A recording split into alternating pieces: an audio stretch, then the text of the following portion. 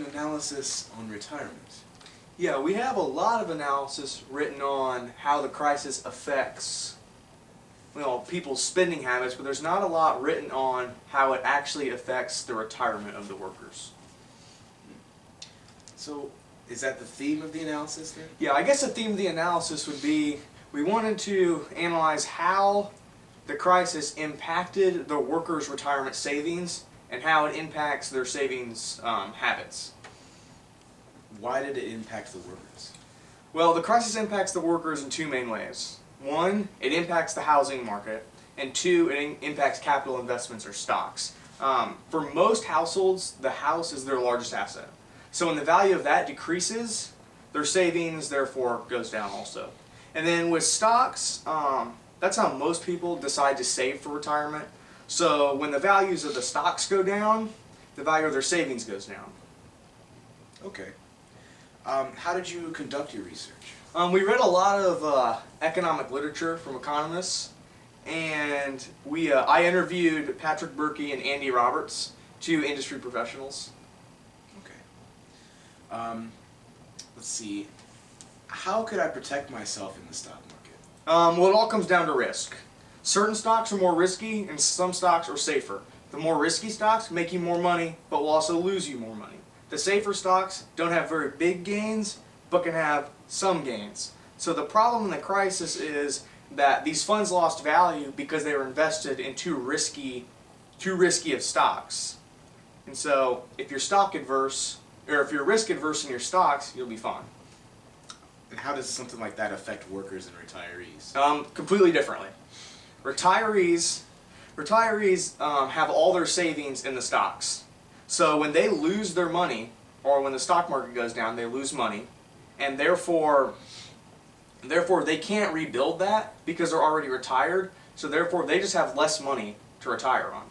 And workers, they have longer to save up more money, so it doesn't impact them as much, but it also can cause them to retire later or take jobs, second jobs, stuff like that.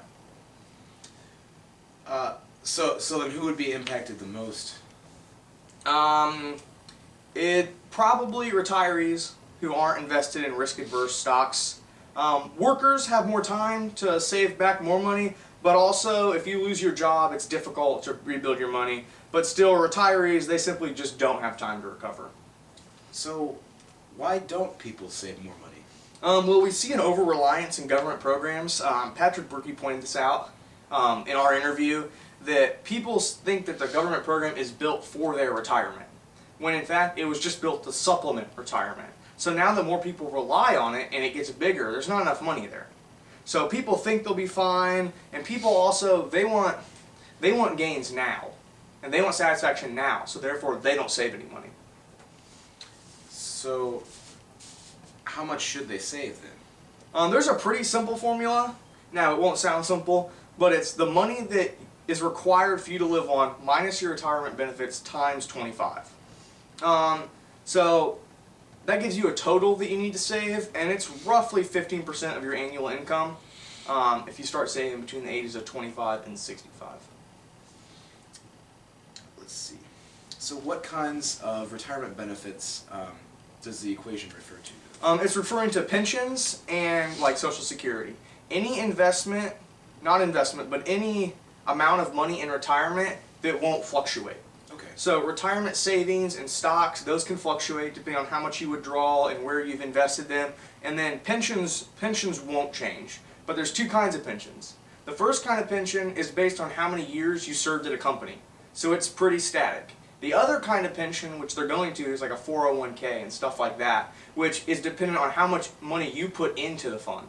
So the more money you put in, the more money you can get out later. Now, some of these funds aren't considered in the equation because you can withdraw them anytime before retirement. So then how would that affect the savings rate? Well, in the crisis, the savings rate has gone up. It hit its lowest point in 2005 at just 0.8% of people's annual income. And generally we see in good economies people don't save very much money, and in bad economies they save more money. The only issue with this is, in a good economy you have more money to save, in a bad economy you don't have very much money to save. So while there's not very much money to save, that's when you're saving the most money. So we see the interest rate right now around about 5%, but it's starting to drop already. So that's a bad sign. And would that affect the workers then? Yeah, it'll affect the workers big time because the more money you save, the better off you'll be in retirement. But the simple fact is 5%, how it's dramatically bigger than 0.8%, is nowhere close to 15%. So, in closing, how would you like to sum all this up? Workers don't save enough money for their retirement. Some retirees can have their cash flow interrupted by a bad economy. If workers manage risk into retirement correctly, then they'll have plenty of money to retire. In the end, workers just need to save more money. All right, sounds fair to me.